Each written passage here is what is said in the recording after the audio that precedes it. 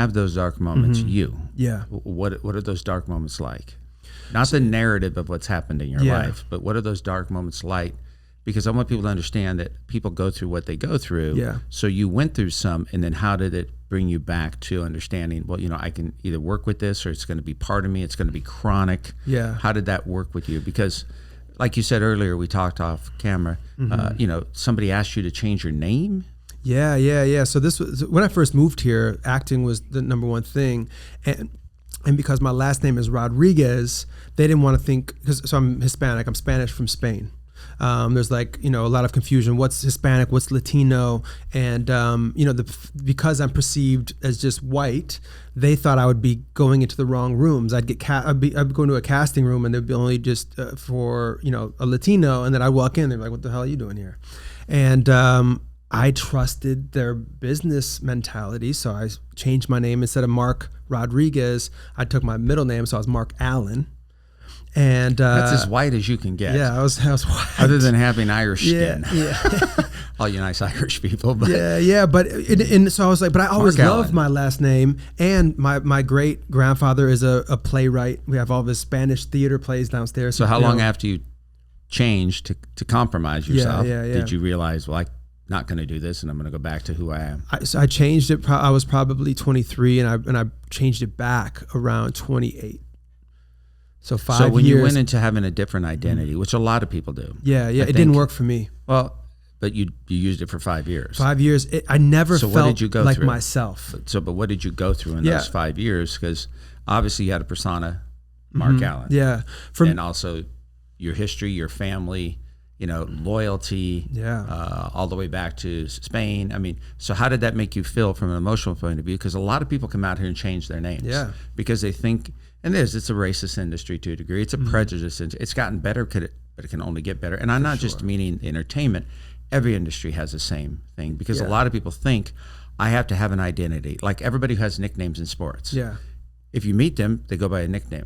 You talk to them, most people don't know some athletes' real names. Yeah. Because you never. So when that happened to you during that time, did you feel like you're compromised, you gave up on who you were, that you started to have a different persona of a person as Mark Allen, and then privately Mark Rodriguez? I think I always tried to. I think there definitely was like an identity complex within it, because every time I would say this is my name, in my head, I'd be like, no, it's not.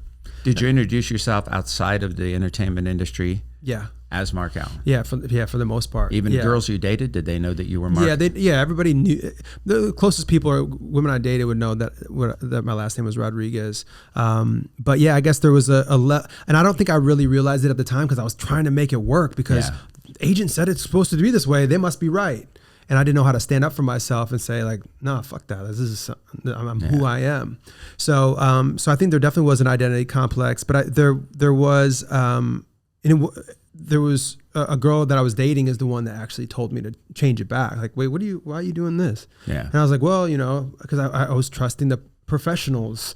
And then I got to thinking, and I think also with my family, I wasn't thinking about it at the time, because I was still very narrow focused. Like, let's make this work. Did your family know? They knew. And I think a level of that, I think they potentially could have been like, a little bit like, taken back? Yeah. I mean, because the name lasted for a while. Yeah, and all of a sudden you move, and now you become the Allens. Right. The Allens. My dad's middle name is Allen. I'm a junior as well. So I think he's like, well, it's still got most of my name. So when you came out here, you did all this stuff, and all this stuff has happened to you. You've also gained some success now. Yeah. But without the industry, not talking about the business, from a personal point of view, what do you struggle with, or what have you struggled with, so people can understand? Not because of the industry, but your own issues that you've experienced that, like you said, there's dark times.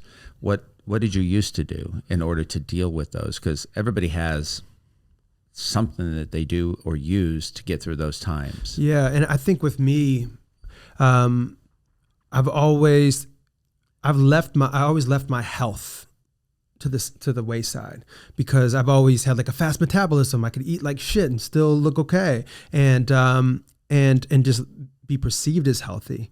But slowly but surely, stuff would happen where I'd be like, what's going on? I'm not sleeping well anymore, because I'm drinking all of the coffee, staying up, working all night, etc.